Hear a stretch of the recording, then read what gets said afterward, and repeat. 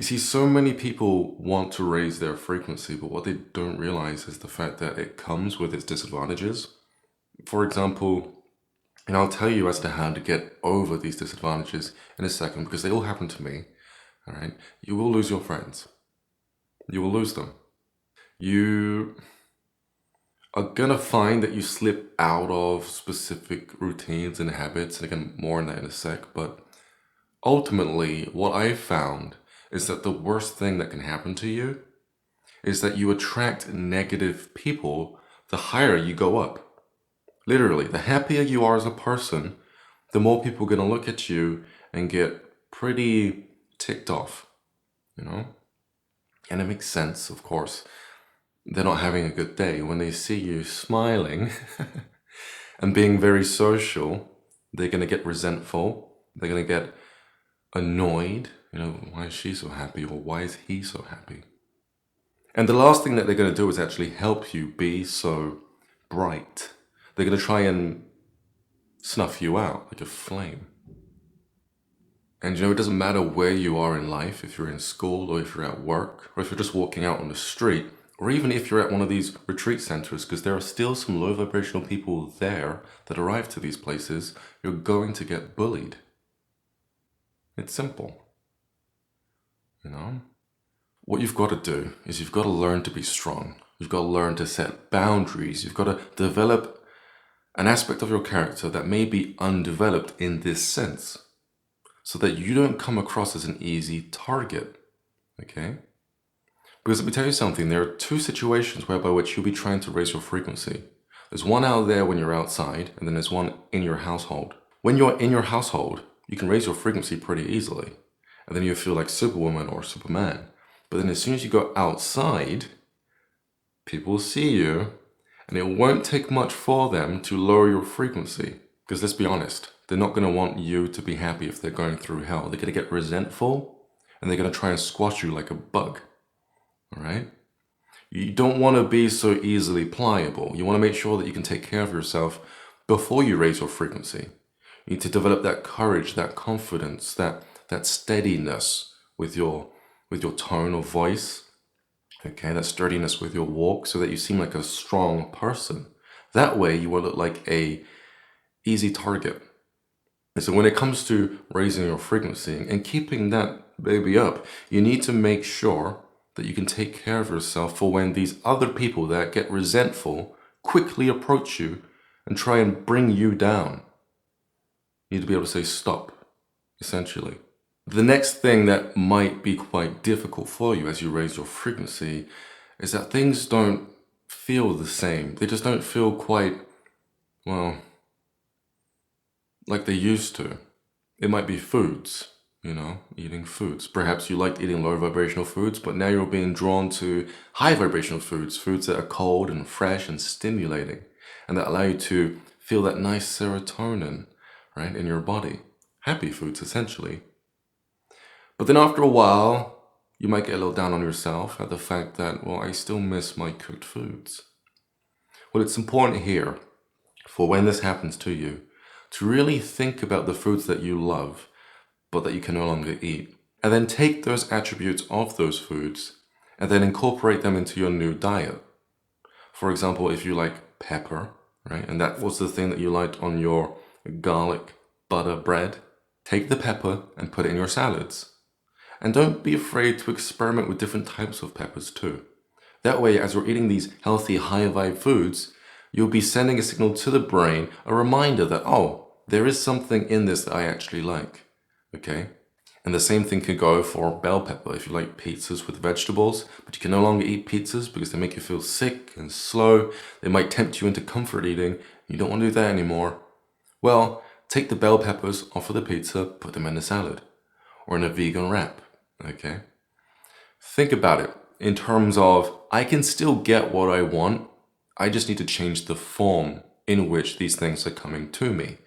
And then you'll find that you won't be missing your favorite foods anymore. You can go one step further if you like. If frying something screws up your system and makes you feel depressed, lethargic, and just not quite good, try other ways of cooking. Perhaps boil these foods instead. right? Or if you're going to fry something, do it on a pan instead of deep fry and put butter instead of oil, or a healthier alternative to the oil that you're already using, be that sesame or avocado oil. And so be quite flexible with how you're reintroducing your favorite foods. And then you won't feel like life is just kind of getting sucky because you're no longer able to enjoy it. Another thing that you'll notice as you raise your frequency is that certain things that certain friends may say just aren't funny anymore. When we're miserable, when we're low vibe, we tend to attract and be drawn to low vibe people. That's obvious, right? We know that. But what you may also know, but some aren't so comfortable with admitting, is that when you're low vibe, you tend to pick on those around you. It may not be right in front of them, but perhaps the simple YouTube video of watching someone fail a bunch of times will make you feel better. That's still you participating in the behavior of laughing at somebody who's going through something unfortunate, even if it isn't huge, maybe they're just falling over. But still, a part of you is hurting, and you find relief in watching others having a worse day than you, right? If you can accept that, it'll be easy to get rid of. Now, the reason as to why that's happening, again, is because you're going through something, and so you're going to look for other people that you can join, other groups that are also kind of, misfit looking, and they drag their feet when they walk, and they talk in ways that we probably never talked in before. They use more cuss words, you know what I mean, the wrong crowd. There's a reason as to why people are like that, and there's a reason why it happens at a certain age, but I'll probably talk about that in another video. As your vibration goes up, you won't feel the need to laugh at people anymore. You won't feel the need to join in on this toxic behavior because you don't have any problems anymore. And so you'll find that laughing at those who are misfortunate just won't be a part of your behavior anymore. You'll feel enlightened, liberated, you'll feel better. And what happens is that when this happens, you'll lose a lot of friends. Especially if the main thing that held you guys together, the glue, was your circumstances. Now, as a spiritual life coach, I speak to a lot of people between the ages of 20 to their mid-30s. And the advice that I give them, and the advice that I'll give you too, is quite simple. Seek out a higher vibrational tribe. It might be a little difficult in the beginning, but gravitate to those who can connect to each other through more than just that one common denominator, feeling miserable. And then you'll find that your friendships will be richer, they'll have more depth, you'll have more things to talk about. And not only that, but those very things, because they're coming from high vibrational people, will also increase your vibration. Maybe they'll talk about food, travel, personal development, you name it, crystals. Yeah, they'll probably have a few of those too. And that brings me to my next issue that happens when you raise your frequency. It has to do with people as well. It'll be harder and harder to relate to others. Okay, that's something that you should be aware of. And when this happens, it will feel like your world is getting smaller, that you'll have less and less to talk about to either your family and your friends.